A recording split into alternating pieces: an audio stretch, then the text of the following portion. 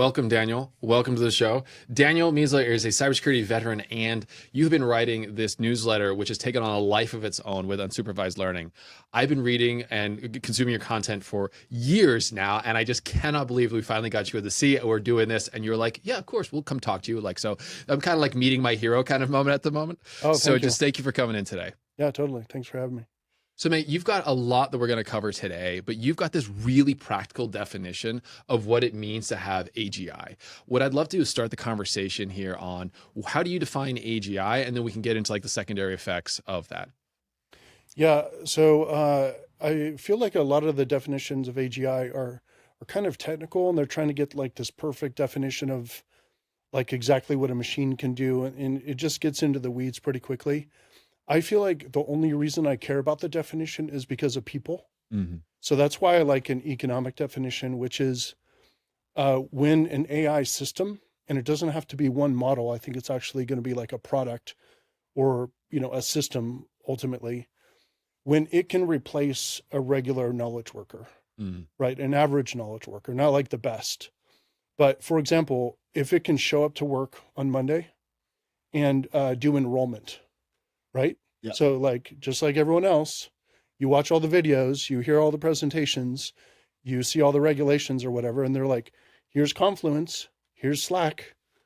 And if an AI can show up and go do that and learn what they're supposed to do and take instructions from the manager and go do work and just kind of adjust day to day, because guess what? In 2 weeks, the manager is going to be like, hey, guess what? We're off that project. Not doing that project anymore. This is the new plan, and give them a new plan, and they have to adjust, and they start doing that instead. If it can adjust and start doing that work, to me, that's AGI. And the reason I think this is a good use of the word is because of the G is general.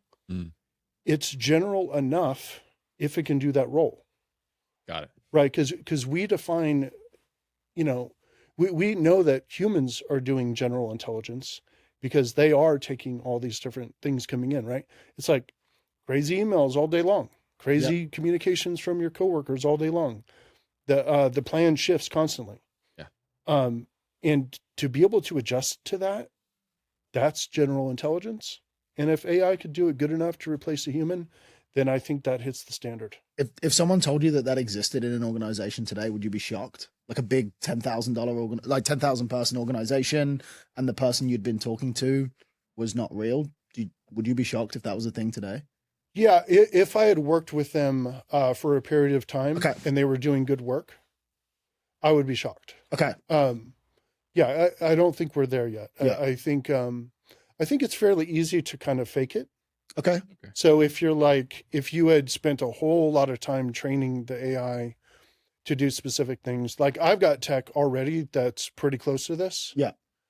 But I've put a lot of work into it. Right. I've customized it. Like my current digital assistant can pretty much do this. But in the new environment, I would have to show it all the new videos and show it all the new docs. So it's not quite where you just have it show up on Monday. Right. So per your definition, it's not general yet. It's like yours that you've built is specific to you, and with a framework that if you were to bring it to another organization, you'd have to like reorient it. Well, so that part is still general, right? Because each new employee also has to go learn the new stuff. That's fair. Okay. Yeah. It's more so that I couldn't just tell my agent currently, hey, go read everything, right? I would have to handhold it a little bit more. So that's why the product isn't quite there.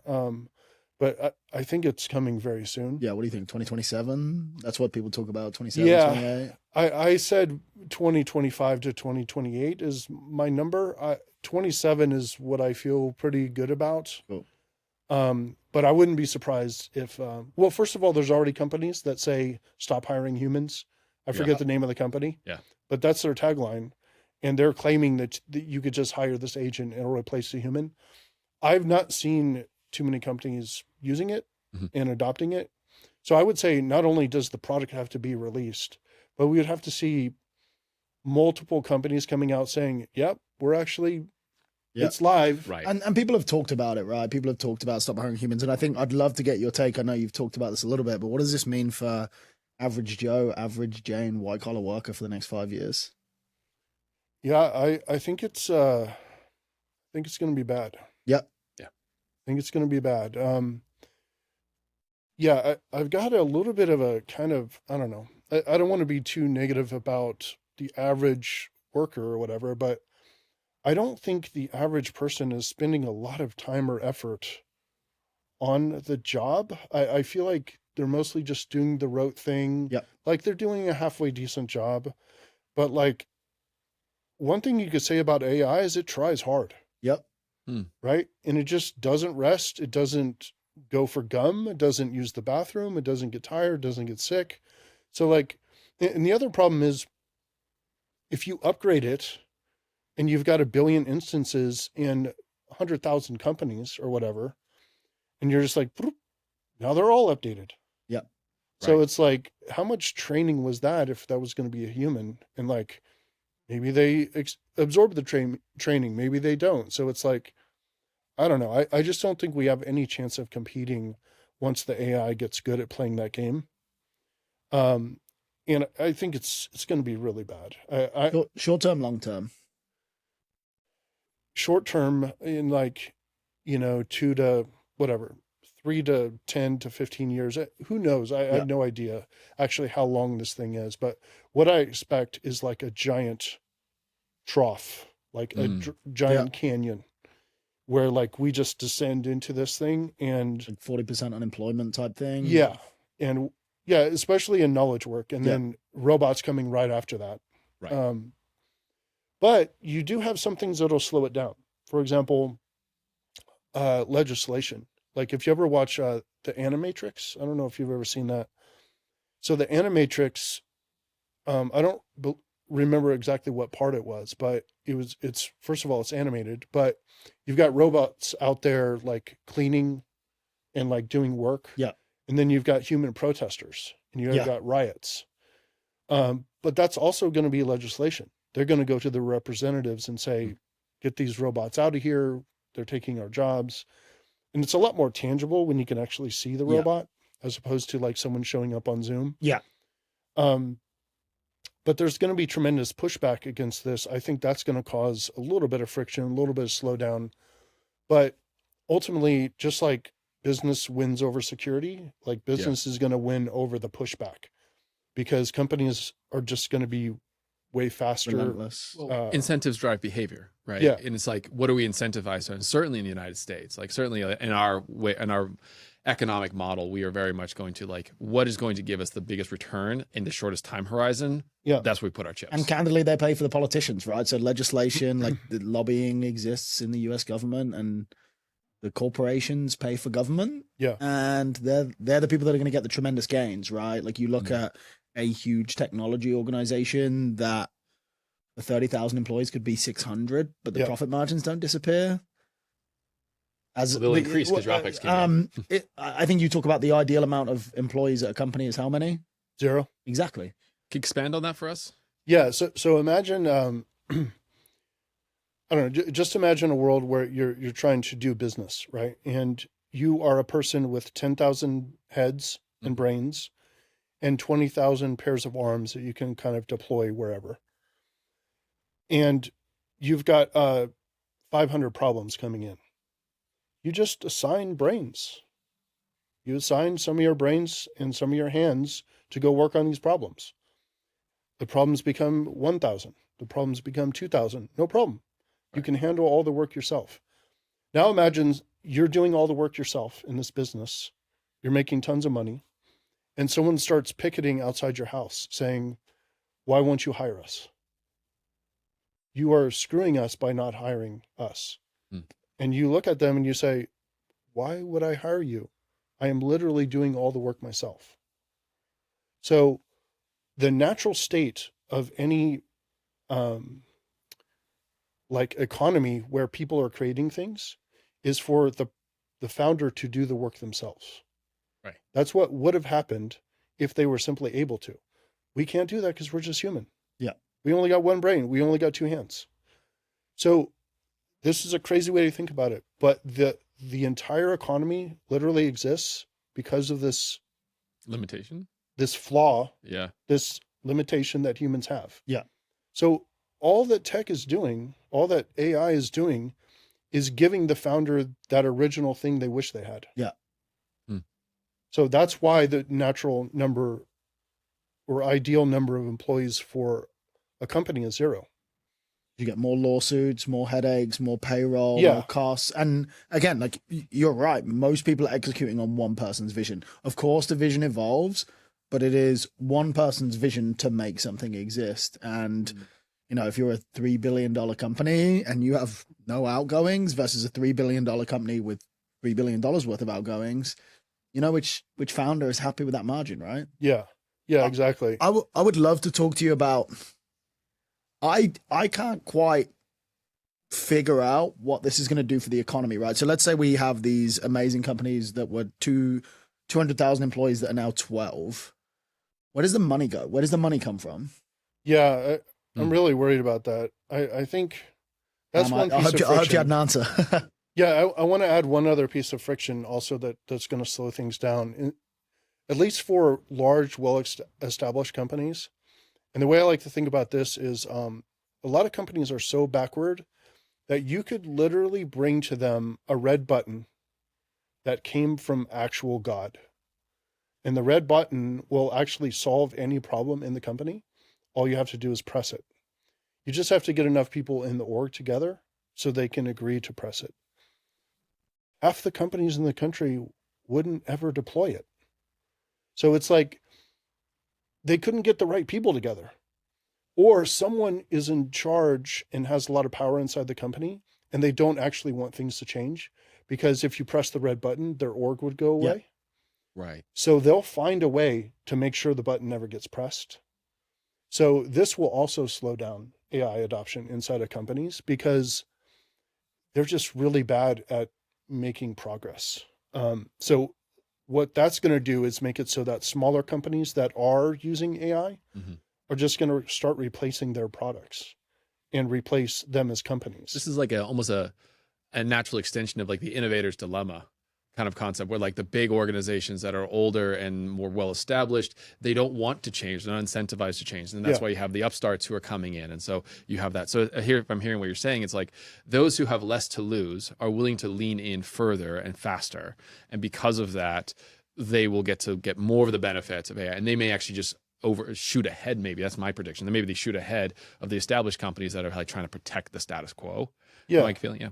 Yeah, that's exactly right. And so what I think is going to happen is you're going to have like small companies, you know, with 5 people or whatever. They're just going to put out a product that competes with this 10,000 person company product. And it's going to be a product that moves faster. Right. So what I'm worried about is like all these people who used to work on that product, they're gone. And potentially if it hits the company hard enough, they're gone as well.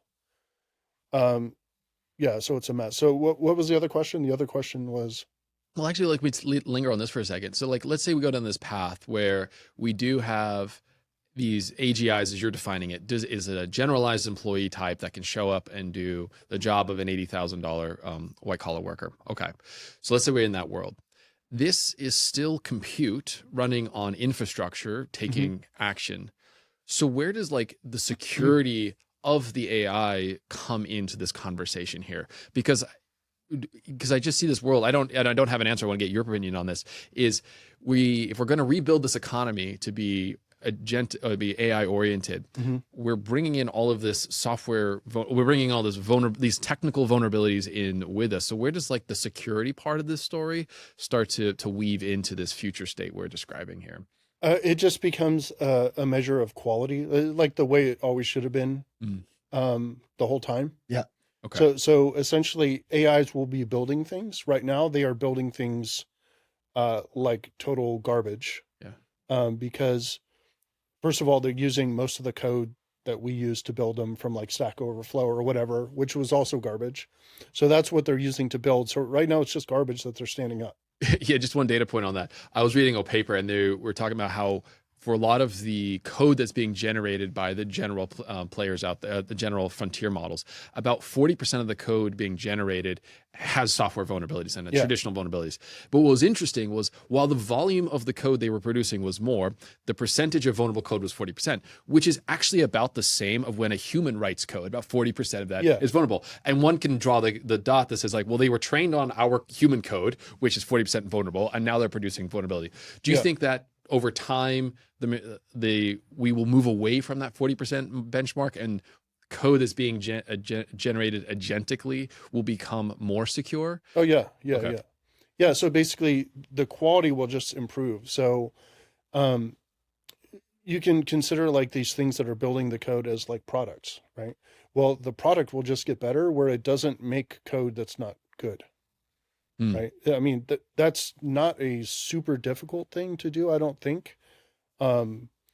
It's, I mean, it'll take time, right? But it's a lot easier for an AI to kind of figure this out and learn how to build securely, because really it's just following instructions, right? Because if you walk up to a construction crew that's building a skyscraper, walk up and ask to talk to the department that's responsible for it not falling down. There's no such thing as a department for the building doesn't fall down. If you follow the instructions perfectly, the building doesn't fall down. Right. Just well engineered. Right. So that just becomes how software is made with AI. So as it just gets better and better in quality, the quality is actually the security, because it should have been quality and security should have been the same the whole time. So do you think Black Hat will be here in 5 years? Oh yeah, definitely 5 years. Okay. Yeah, we might need extra black hats. Yeah, we're going to need more black hats. We're going to need more black hats for many years, I think, because it'll get way worse before it gets better, I think. Where do you see it getting worse? And is it going to be that our organizations that are the earlier adopters of this technology, they're just going to be building out this new ecosystem of AI technology, and that's going to have these unique set of threats and vulnerabilities around it, whether it's like your classic prompt injection? Or do you see the other side of this, which is like the threat actors start getting really good at adopting AI? It's both. So the attackers get way better at attacking, continuously automated. There's tons and tons of people deploying the bad versions of things, and they're just making more of it. So that combination is going to be really nasty. That's going to be the biggest problem. The other problem is the super high quality stuff. Everything is a spectrum, right? You're going to have companies that kind of don't put out any garbage at all because they're being very careful. They're going to roll out the models that are building securely, and it's going to go well. And then you got some that don't deploy any of the good stuff. They run full speed with scissors, deploying the worst possible stuff. Same for the attackers. You're going to have like low quality ones, and you're going to have super high quality ones. So it's like that quote, the future is already here, but it's unevenly distributed. Right.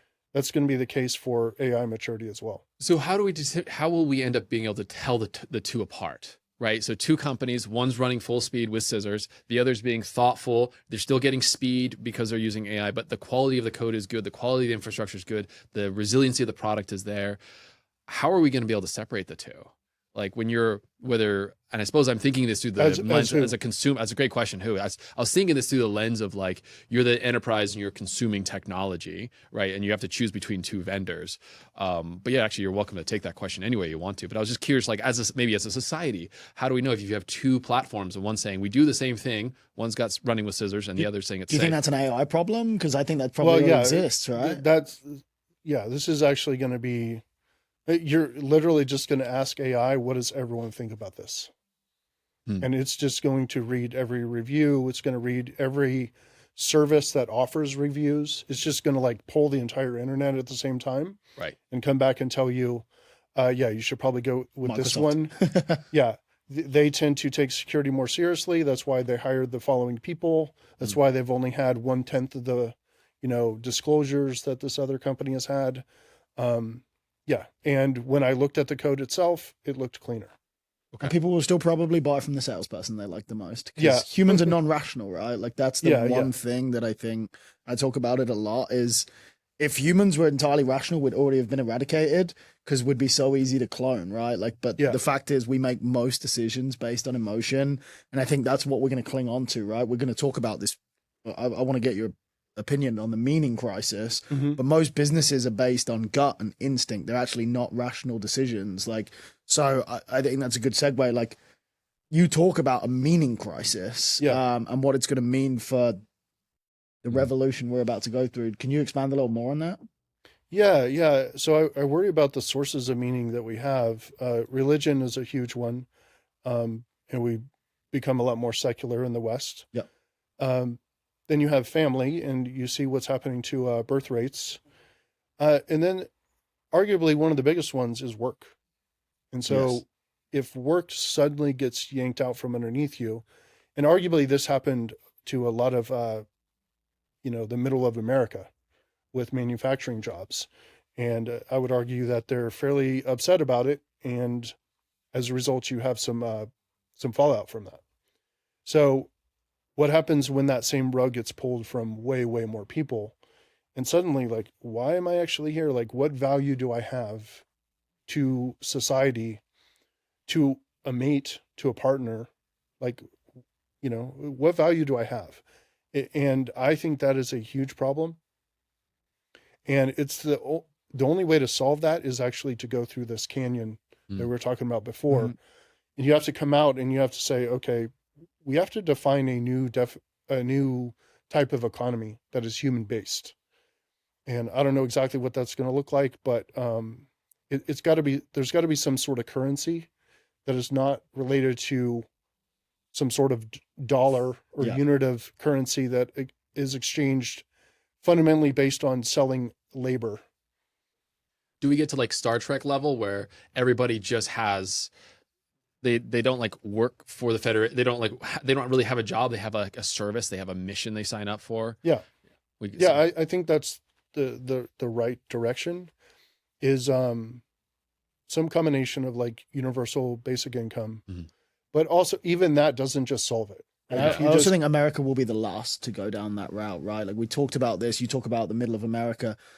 The hedge fund managers and the white collar workers did not want to go and save the guys in Michigan, right? Right. Like upskill, and now it's kind of, hey, let's flip it on the head. Mhm. Yes. Let's go back to blue collar. So it's, and I listen to a lot of Simon Sinek, right? I actually like his thought process on the world, and he talks about UBI and how they didn't help the blue collar guys 40 years ago, right? When everything got automated and industrialized in a more modern way, like. And I do think America will probably be the last to bring in UBI because we're such a capitalistic country. Whereas I think in Europe, like people in Sweden are probably already on a 4-week vacation right now. They don't like people in Europe don't necessarily put their purpose around who they are based on what. I think it's a very American thing. That's true. So I think UBI might be last for us. And I think there will be it's going to be a fun watch, like not in a good way. That's true. I do think that there's a chance that the whole labor thing gets acutely bad in the next year or 2 or 3. Like it might actually be happening right now and the metrics haven't come in yet. Why is your time horizon so short? When I talk to everyone else, they will say like similar things, but their time horizons are like 10, 15, 20 years. Tell me more about that. That's a great question. I really want to pin this down. So the reason I think the time horizon is so acute is because CEOs are reacting and they're emotional and they cause emotion in other people, including journalists, which means you create a dynamic, you create a vibe across the entire economy, and that vibe has its own gravity. That is its own reality. So let me give you an example. If the board and the CEO is looking at their company and half of their employees are literally not showing up, suing them, calling out sick all the time, just completely worthless and costing them tons of money. And they've been wanting for the last 15 years to like get rid of most of their employees. They just wish they didn't have these people. And they're like, well, I still want to keep like a few. I still want to keep like a bunch of really high quality workers. Like these 500 I would never get rid of, but these other whatever 20,000, can't wait to get rid of them. they are actively running all these demos of like, yeah, virtual employees, 100%. So they're running all these things trying to get rid of their employees now. And Wall Street loves it, right? And Wall Street loves it. Everyone loves it because they're going to make so much money. yeah. And most companies don't serve, I think this is forgotten. Businesses don't exist to employ people. And I think some people have forgotten that. That's it. That's exactly it. That's why I keep talking about this. The ideal number of employees is 0. Yeah. Like, and this is a thing. I had a real crisis around this. Like 15 years ago, I wrote what's now a very stupid essay, which was the job of companies is to provide a good life for workers in America. I grew up in the San Francisco Bay Area. Right. I'm a Star Trek person. So I still believe this underlying concept, but not that it's the job of companies to do it. It's the job of society to do it and to figure out a way to make that happen. But it's not the job of like me as a business owner to do that. No. So, this is a really critical thing. Like it's not going to go, it's not going to go well. And I think it's going to happen soon because basically that CEO sees all the tech spinning up. Yep. And they're like, okay, we're doing this. Right. So they're moving. So guess what? They're talking to their board. They're talking to their investors. Yeah. Everyone's moving in this direction. They talk to all their peers. Right. They all are doing the same start thing. to get fired up. So now they're looking for, step 1 is stop hiring. Yeah. We're already seeing it. Yeah. Step 2 is let's start getting rid of people. I think this is going to accelerate. I'm not 100% sure about this. I think it's probably going to accelerate, but all the actual emotions that happen are going to be magnified by how they feel, which means 6 months, if this actually starts catching on, 6 months, a year, 2 years from now, it's going to feel like it's happening everywhere. And that feeling in all of these CEOs and in the workers, right, it's going to make it real. Yeah. So there's basically going to be FOMO across from the CEOs and peer group that they're missing out. So they're going to go down this path faster. Yes. And you see like a snowball effect happening. It's a snowball effect. And CEOs only really need 2 great years to never have to worry about their legacy ever again. Yeah. Right? If you're the CEO of a public corporation, you're like, wow, I can quadruple our earnings and EBITDA in 2 years. So me and my family can buy 10 houses, 4 yachts, and a bunker. Yeah. And in 2 years, when this catches up and there is no consumer economy, it doesn't affect me because I'm good. Right. And I think that's what's going to happen is like, cool, we don't really care what's going to happen in 5 years. If we have a great 2 years, cool, I'll buy like a rocket ship if I need one to get off of Earth because they can do it. And that's where I think it gets really interesting. And businesses exist to serve their investors, their stock price, and the shareholders. And there is a real, like Wall Street loves this. And there is an acceleration. You see the CEO of ServiceNow, he looked like the guy from I can't remember the movie, but the Will Ferrell character that came on TV and he was like, yeah, we're not hiring. Like we're just getting rid of a bunch of shit jobs. So, and I think you're right. And the backlash will be interesting. And I do think that, and as a person who hires people, I think legislation is going to come in and I think it's going to stop everything. Short term, I think like eventually things will play out, but I think there'll be a lot of money around legislation in this and guardrails, and I think it will happen when we hit the fields that you're talking about, I think. Well, yeah, I mean, I think that legislation piece is going to happen. Well, in the U.S., it's hard to say when that's going to happen. I don't think it will happen personally, I don't think it will happen in these 4 years. We had the AI Act, right, come out from the White House right now. And it basically, I'm going to summarize in Connor's words, which was like all in, risk on. Like, let's go. That's right. So that's where we're at the moment. Well, yeah, the dynamic here, though, is weird because the current president, that was kind of a populist movement, right? So it's people up against the elites. Well, this is definitely going to be seen by them. All their friends are getting laid off. Yeah. This is the elites doing it to them. Yeah. So he is not going to be in the position to say, I'm the AI guy. Look how fast I'm moving, because now he becomes the enemy. Right. So he's going to have to say, I'm protecting you from AI. So he's going to have to potentially Yeah, come out with some legislation that says it's now illegal to fire people.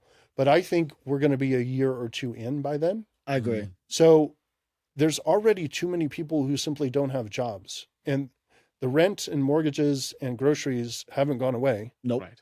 So I want to say another thing about the trends that are happening. In the beginning, they don't know for sure. All these people that are firing and hiring AI or investing in AI, they don't know for sure if it's going to work yet. So there is still like a hype phase here. I think it is likely to work. I think, especially if AGI happens in 26 or 27 or 28, then the workers will actually be way better than most of the people they got rid of. But it's possible that we get to 29 and 30 and it's still only about even, or kind of like, yeah, some of them didn't work out really. And we had to hire back some people. Doesn't matter. The damage is done. Yeah. The trend We've already made happened. it. We've made a movement. The trend already happened. And at that point, I believe the AI will be good enough. Right. Maybe even a year or two before, but the AI will start catching on. So the only question is there a blip in the thing because the hype didn't quite match the capability yet? Or does it just hit and it's automatically good enough and it just goes straight up? Right. It's like in Wall Street where they talk about the dead cat bounce. Even a dead cat can bounce up a little bit where stock is crashing. It's like the same thing. It's like it can be a smooth ride up or it can be a bumpy ride up, but we're going up. Yes. What do you think happens when OpenAI, Anthropic turn the price up? Because that's what I think will happen, right? We're getting addicted. I view it as almost getting addicted to a drug right now. And Yes. CEOs getting addicted to a drug. Do you think there's a world where businesses like are entirely addicted to AI and then you can charge what you want? Do you feel similarly? I do. I think the cost is still going to massively plummet though. Yeah. Okay. Because interesting thing about this, you only need a certain level of quality to match the human. Right. And then to be 20% better than the human. If costs keep going into the dirt, then pretty soon that'll be like you run it on your own servers for a tenth of a penny. Right. And you've already replicated and magnified your workforce by 20,000 people. Right. Because it doesn't have to Now- be perfect. Right. Right, because the state of the art will keep going up Yeah. and it'll keep being expensive. But You just need a Toyota Camry. if you needed to replace 50,000 workers and in fact you want 200,000 workers, those prices keep going down. And then the question is, let's turn up the knob. Now they're all PhDs. Yeah. Right. But we're still not paying crazy money. Now, if you want them all to be like Einsteins or whatever, or if you possibly move into ASI or whatever, and you want to really turn it up, well, that's more expensive. Yeah. Different question, taking a different turn. Let's say you have a 14, 15-year-old kid who's doing college tours right now. What are you telling them to go do with their life? Yeah, I'm telling them to read a whole bunch and basically to learn about the world. Physics, computer science, programming concepts, like understand how to program, but don't spend time learning Python or something. Right. Make it so that you understand you can kind of program a little bit in every language, but more importantly, you know how to build things, you know how they are built. And fundamentally what I'm talking about is like understand how the world works. Yeah. And that's history. That's politics. That's just world dynamics. Right. And that comes from a lot of reading. And I've got like a curriculum list I'm trying to put together for this, for the Human 3.0 stuff. But it's like, learn how things work, because then what comes after that is you have opinions about how they work and you want to see them work differently. And now that's what you bring to your own business, or if you work with someone else. If you don't know how things work, it's hard to kind of well, I guess you can have opinion Yeah, without knowing how they work. But that's a really good point, because you can get stuck in this. Like, you can identify the problem, but you can't bring any sort of perspectives on a solution, or like, hey, we should do an experiment here to see if we solve that thing. So like, if on a ladder of like impact, you start with being able to observe a problem. And so what I'm hearing you do is encourage people, go get this wide base of knowledge so that you can move up that ladder and have some impact. Yes. So I think the superpower becomes curiosity and passion and opinion, right? Okay. Wanting to see the world be different, or wanting to know why a certain thing is the case, or how a certain thing works. One of my favorite things from Einstein is, I think he said something like, I don't have any special skills. I'm just passionately curious. Yeah. Right. So this is what I want young people to have. And in order to do that, you have to learn enough to where you are triggered into saying, why does it work like that? That's really weird. And then you start digging. And if you start digging and you have a website and a YouTube, you can learn in public and you start to produce value. We've had a few guests on the podcast so far, and they would say that critical thinking is the skill that will differentiate. Like, are you going to be, where in the bell curve are you going to be? Are you going to be in the middle 50, which is going to get in a really bad state, or are you going to be on the upper hand of that? Would you agree when you're saying like have opinions and such? Would you equate that to the critical thinking? Yeah, I would put that more towards like understanding how things work. The other one I don't think I mentioned there is like understanding who you are and what you're about, and how to articulate that. And kind of like understand all the arguments, mostly about anything, and kind of be able to argue from multiple sides in any sort of thing. Because that just gives you the ability, it hones your understanding of the world if you can articulate the opposite position. Societally, I think we've lost that as well, the ability to reason and have discourse. And I think some of that is social media led and politically charged, but like being able to disagree, but also being able to understand someone else's reason and opinion. I think you had a good debate with Marcus the other day, who is very much at the other end of this. And I was like, thank fuck people can disagree and actually be adults about it. And it's interesting. And I think that's been forgotten. And then, you know, I look at it and it's funny. I used to think psychology was a bullshit degree when I was growing up. I was like, maths, numbers, real things. Now my kids are young. Like, I have a 3-year-old. So I think things will have played out by the time. So I've got like, I'll get to see the board play out the way it does. If I had a 14, 15-year-old, I'm like, psychology, like understanding the way people act the way they do, because there is always going to be room for people who can influence people and likability. There's a reason that popular kid in your high school is probably still doing great in their career. They were never special. They weren't articulate, whatever. They probably have a great job and a nice family because people always liked them. So I think that like likability factor, can't get a degree in that, but like be liked, be helpful to people. Because there's so many people that don't understand context and they're so full of their own self-importance, right? Like let's say a FANG engineer that's working on a drop-down menu problem that are so full of their own context because their paycheck tells them they should be.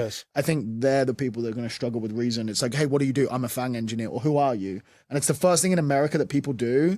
You go to meet someone at a dinner party or whatever. What do you do? Not what are you? What do you stand for, like you were saying? So I think there is going to be, and I think America will have it worse because we've always identified with our W-2 and the people that write on it. So it's going to be fun. I don't think it's going to be a great watch for a little bit. And I do want to kind of flip this. I think we're probably coming to the end, but a little bit of doomsday stuff. What are you like? But there's got to be some good, right? There has to be some good things that are coming out of this. What are you excited about? What I'm excited about is the actual potential for this stuff is extraordinary. The thing I'm most worried about is actually our ability to make the right decisions with the tools. So for example, there are some people who are redoing schools and they're using AI actually to build custom curriculum for students. And they are doing insane stuff. So I think within 2 years of students being in here, they're in the top 1% in the country. I've read about this. Really? Yeah. And the problem I have with this is they're private schools, they're well funded. Exactly. And this is going to be the 1%. Everything's going to be fine for people that are fine. Well, I don't know how well funded they are. Okay. Interesting. Because the thing is kind of easy to do. True. And the other big piece here is the teachers stop teaching the curriculum. The curriculum is taught by these really, really well done, and not AI courses. They're actually traditional curriculums. The AI just picks from the student which curriculum to get. Got it. And what happens is the teacher becomes this mentor. Right. So they learn the student, they learn their passions, their interests and everything, and they sort of guide them through their curiosity journey. Yeah. So interesting. It sounds so Montessori-esque. Yes. Yeah, It's and- Montessori-esque. Montessori.ai. Yeah. And the numbers are insane. Yes. So the belief that I have about this is that I have this term, there's slack in the rope, which talk about it with like the premier model makers. They're always finding tricks that actually give them more benefit than adding more hardware, because they're just finding little tricks. There is massive slack in the rope in education. There's massive slack in the rope in healthcare. Right. Nobody has healthcare. No. Yeah. There are billions of people on the planet who don't have any healthcare. That is instantly available, very quickly, very cheaply, with tech. Okay. The other one is who has a mentor, who has a coach, who has someone to guide them along, like ask them what they're about, who has a tutor, who can answer any question about the world. Like as a kid, why? Yeah. Why? Right. Well, now there's someone who will not get tired of that question. That's really good. So I appreciate the optimism here, because what I think what you're also saying is we have this incredible horsepower that's coming our way, and it gets to get customized and tailored and understand where that human is at. And there is a world where we could make the right decisions and say, great, let's bring in this AI so that we're giving healthcare to those who need it. We're giving these tutors and these mentors to people. I'm with you. I hope we make some of these good decisions too. Yeah. One last piece here. Housing. So there is so much stuff going on with manufacturing in addition to the AI. Why can't we give the smartest AIs and the smartest manufacturing like pieces, you know, these homes that you can manufacture? Yeah. So we're make millions of them. Do it. You Build a have town. you have 10 competing companies that can make millions of these houses, and the costs just keep dropping like the costs for AI models. Right. So now we're making millions of homes. And what can the AI also do? They could look at entire areas and redistricting and just be like, all right, we're going to put 5,000 of these things. We're going to roll them out in 18 months. I would love to see us do that, but we have this other problem. Most of Americans have their wealth tied up in their home. And so if you would produce all these homes, then there's a scarcity thing and the value, there's more of supply and demand. So the house values might come down. So there might be humans who get in the way of helping other humans. I mean, that's true. absolutely what I think. That's absolutely what's holding us back right now, That's and the will hold number us one back. Is there are challenge. a lot of people that there is a lot to lose for a lot of people with the world that we live in right now. There are a lot of people that are incredibly comfortable in the world they're in, and they're the people who are going to have the say, I think, of whether this lands or not. And I think it will eventually land, regardless. The cat is out of the bag. But those with influence may feel like they're losing control I in think- housing, in healthcare. Yeah, I agree with that. I think we just have to convince them, like, do you have any idea what the world is going to look like if you get your way? If you stop this benefit going to everyone, you're not going to have a great time going out with your friends. Like, there's no restaurants. No. What kind of world do you think you're going to live in? Yeah. Well, Daniel, just thank you so much for coming on today. Look, mate, I usually have like a nice little scripted outro I read, so I'm going to skip that and just say this. I was at dinner last night and I had kind of the who's who, and we were having this great conversation. And then they were saying, Connor, what are you doing at Black Hat? I'm like, oh, I'm about to, interview Daniel Miessler. And dude, you could hear a pin drop in that restaurant. Everyone was like, really? He's going to be on a podcast? Like, yeah.